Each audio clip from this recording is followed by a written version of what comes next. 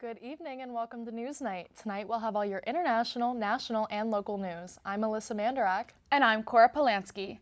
Find out about how many people missing from Alligator Alcatraz Detention Facility Center in South Florida. And find out about a local business that turned 113 this past weekend. All this and more coming up on NewsNight.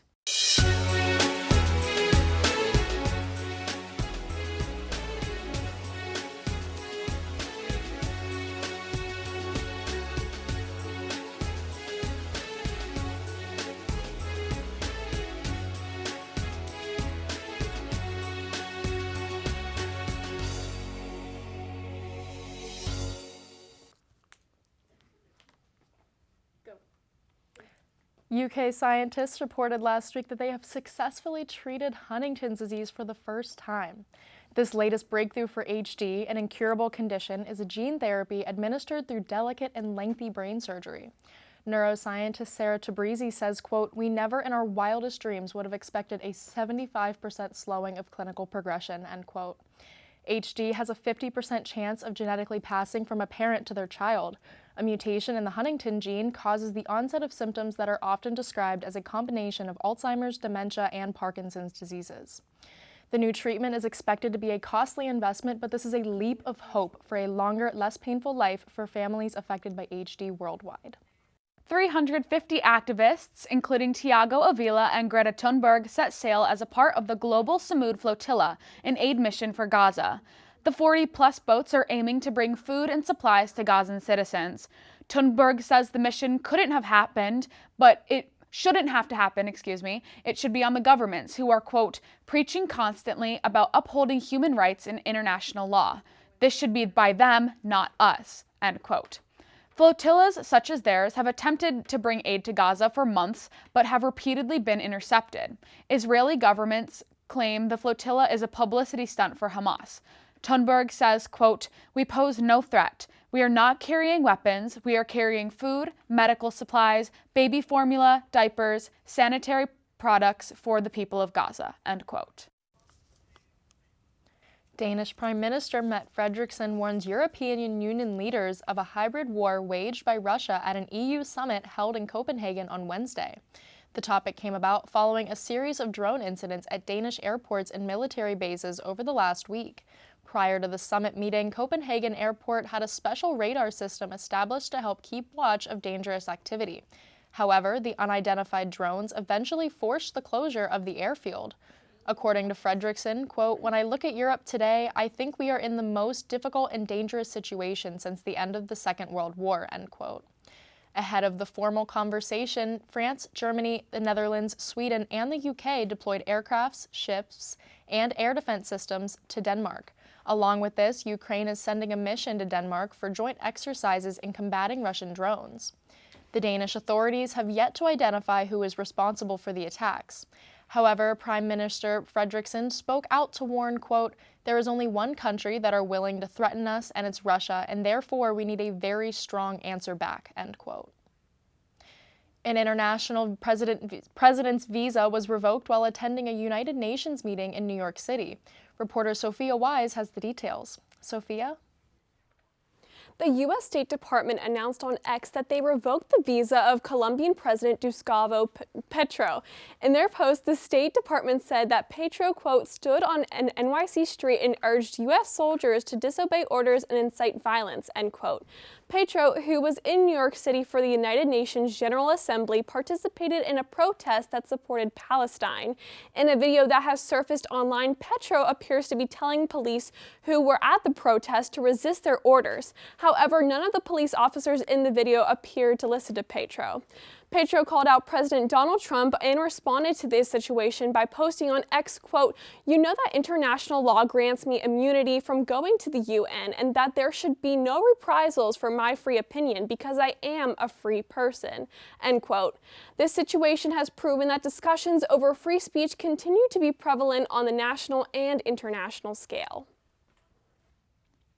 Hundreds of people who are being held in the South Florida detention facility, known commonly as Alligator Alcatraz, went missing this past week. Shersho Dasgupta, a reporter from the Miami Herald, broke the news. finding that about 2/3 of the 1,800 immigrants who were being held there went missing from ICE's online database. Their families and attorneys were unable to locate them. Dasgupta says his team reached out to the DeSantis administration about the missing people, who didn't comment, and then referred them to ICE. Then ICE didn't issue any comments either, despite multiple requests. Some people have been able to get into contact with their family members who went missing, though many remain on the search. The future of the facility remains unknown after a federal appeals court ruled last month that it could remain open despite environmental and human rights concerns. National parks will remain open following the government shutdown that began Wednesday, despite the parks' request to close. Over 16,000 employees of the National Park Service will be placed on a furlough. The remaining skeleton crew at many sites will be paid by funds tapped out of recreation fees, an act that also happened during the 2018 shutdown that was later deemed unlawful. Former park leaders and conservationists have requested parks to close based on the destruction that has occurred during past shutdowns. When there is insufficient staff, they claim that it leaves the parks at risk to recklessness and crime. Parks that collect fees will use those funds to pay for basic operation management. Parks that have visitor centers or other lockable buildings will keep those doors shut to the public. Coming up after the break, we'll tell you about how students are forming chapters across colleges and universities nationwide and locally. We'll also hear about Oktoberfest happening right here in the city. Don't go anywhere.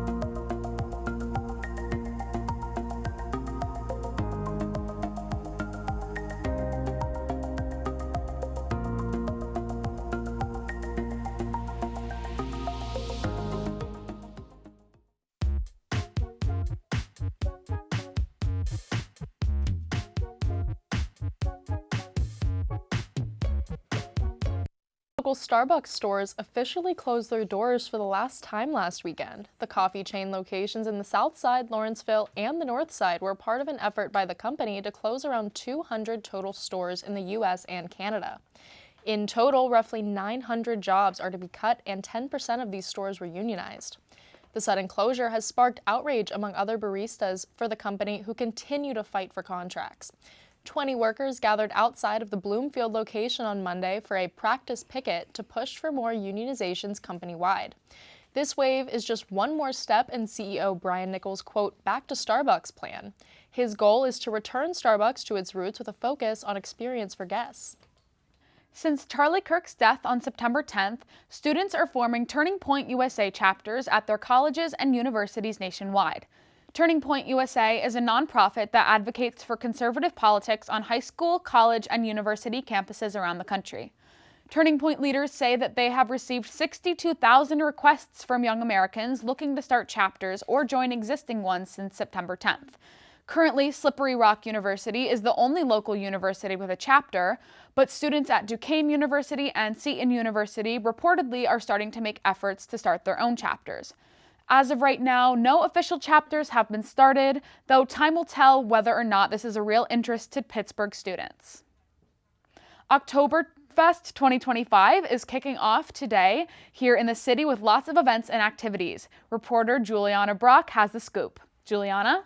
Marks the first day of Pittsburgh's annual Oktoberfest. I'm on the Ferris wheel on the Roberto Clemente Bridge. The crowd below me is vibrant and the views up here are gorgeous. Let's see what Oktoberfest has to offer for us this year. Oktoberfest kicked off this afternoon with the ceremonial tapping of the keg. It has a new location this year between Fort Duquesne Boulevard and 6th Street Bridge, including the Roberto Clemente Bridge. This festival celebrates Bavarian tradition with live music, food, and lots of beer. This weekend has a schedule packed full of different events and games, not to mention the 60-foot Ferris wheel. It's just probably the best. Just definitely the community coming together and just celebrating. It's October, and I know there isn't much going on up until Halloween, so it kind of like kicks off the whole holiday season, in my opinion. This is like the celebration before all of that community and family comes together. The atmosphere is just, very lively and fun. That's all what it's about. It's just coming together and just enjoying the nice weather and the fall season that's about to start. Today's festival began with the liveliness of the Polkameisters, Pittsburgh's party polk-based band. Each day of the festival offers different music guests. There are also a variety of vendors offering different foods and delicacies. So we're with Helmet Strudels, and we have different kinds of strudels: apple, cherry, cheese, and then almond apricot as well. Favorite thing is honestly just the atmosphere. It's really nice out, got great views, and I feel like it definitely helps that we have a lot of fall items, like we have our ciders, our apple strudel, so I feel like a lot of people are coming down to get that kind of food. Grab a drink and a bite to eat and enjoy in the beer garden, which will be open each day from noon to 8 p.m. There will be different activities each day of the festival, from the Stein holding competition to the dachshund racing. Usually down here in this cultural district is a lot, yes. It's just a way to learn about a different culture, a different ethnicity group, and to be able to sample some food and see what they do and how they do things it's always something nice to learn something new every day. The event goes until October 12th, so make sure to stop on by and enjoy the festivities. For UView Television, I'm Juliana Brock. The Pennsylvania Supreme Court has struck down a jock tax after finding it unconstitutional. This tax took 3% of income earned from non-resident athletes and entertainers who performed at publicly funded stadiums. Resident athletes and entertainers at the same stadiums paid tax for 1% of income and a 2% school district tax. City officials predicted $6.1 million from the tax in 2025. Pittsburgh City Controller Rachel Heisler has stated that the city of Pittsburgh relies too much on, quote, small, unreliable pockets of revenue, end quote. As Mayor Ed Gainey's days in office wind down, one of his more important orders of business is next year's budget, which will be handed down to the next mayor. The preliminary draft budget released on Tuesday is considered thin at $680.5 million due to upcoming lean years where debt payments are increasing. Although the city's Office of Management and Budget, Jake Pollock, said the city's projected revenues for 2026 are around $250,000 up from their original projections, critics of Gainey have concerns. City Controller Rachel Heisler said, quote, "The bottom line is that this proposal does not tell the truth about the city's basic operating expenses," end quote. City Councilman Bob Charland was specifically concerned by the lack of increase of overtime police pay. The current budget leaves room for $15 million, which is the same as this year's budget, but actual spending has been closer to $20 million. Holy's in the Strip District hit another milestone, celebrating its 113th birthday this past Saturday. Reporter Kalyan Winder was at their celebration this past Saturday to celebrate the Staples' birthday. The Roberts Woolley Company is celebrating their 113th anniversary today with a sea life celebration here at their restaurant in the Strip District. This includes demos, cake cutting, and overall sales of all the fish. Over the last century, Woolley's has become a staple in the Pittsburgh community. First getting its start in McKees Rock selling eggs and butter, it's transformed to a fish and fresh produce market prided on interpersonal care that expands decades. Father was from Baltimore, so seafood's always a big thing. So coming down to Woolley's to get crab and stuff like that was always a big thing for us. New and old customers gathered at the Woolley's in the Strip District to indulge in the activity-filled anniversary event. People crowded around the mermaid tank, celebrated with cake, and attended the free cooking class hosted by Shayla Penn, owner of Burke Eats and Treats. It also gives an opportunity for me to talk about my food journey, and it also ties into my childhood, which one of my earliest memories here was shopping every Sunday. We got our proteins and our food for dinner, for Sunday dinners here. So it's a full circle moment to be able to cook. Now owned by Jim, Dan, and Sam Woolley, the three grandsons of the original owner, Robert L. Woolley, they aim to continue the legacy by handing down the company to their nieces and nephews, determined to stay at 1711 Penn Avenue with plenty of affordable fish and meals. Happy birthday, dear Woolley. Happy birthday to you. Kalyan Winder for UV Television. This past Monday, Point Park Student Government Association elected a new president pro tempore, first-year acting Major Caleb Clemens. He beat our three other candidates for the position after discussing their plans to the government body. Clemens told those present, quote, "At the end of the day, this isn't just about me holding the title. It's about providing to you that I'll show up, push forward, and keep working till we reach our goals together," end quote. Speaking to the Globe after the meeting, he told them he wanted to be someone the other senators could talk to, but, quote, "Now that I've been elected, it's like, oh crap, maybe I can do this," end quote. To view the meeting and election in full, you can watch it on YouTube at Point Park SGA. Coming up after the break, the fattest bear competition has taken place, and the bear that won was injured. Plus, your Pittsburgh weather report is on the way. Stay tuned.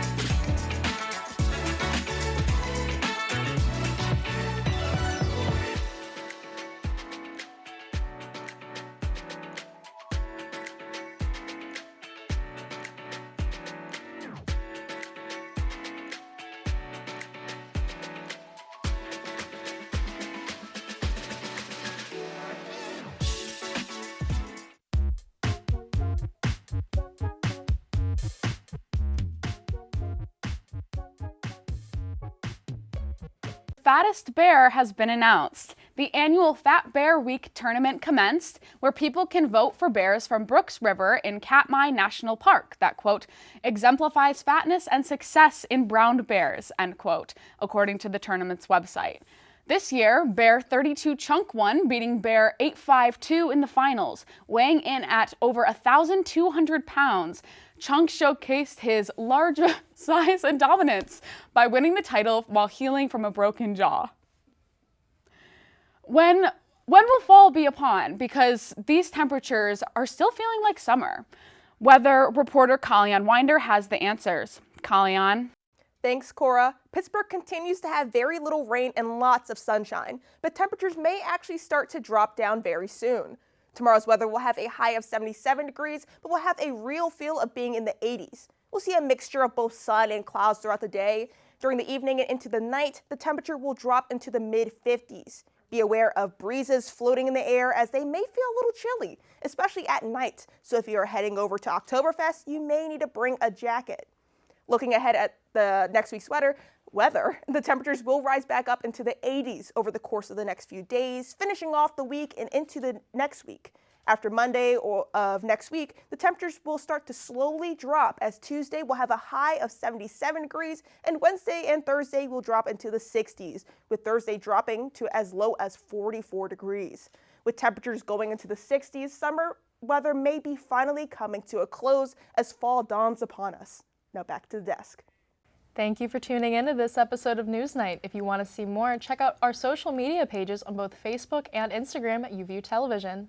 You can also check out more episodes on our YouTube channel or our website, uviw.pointpark.edu. I'm Cora Polanski. And I'm Alyssa Mandarak. From everyone here at NewsNight, thank you for watching and have a great evening.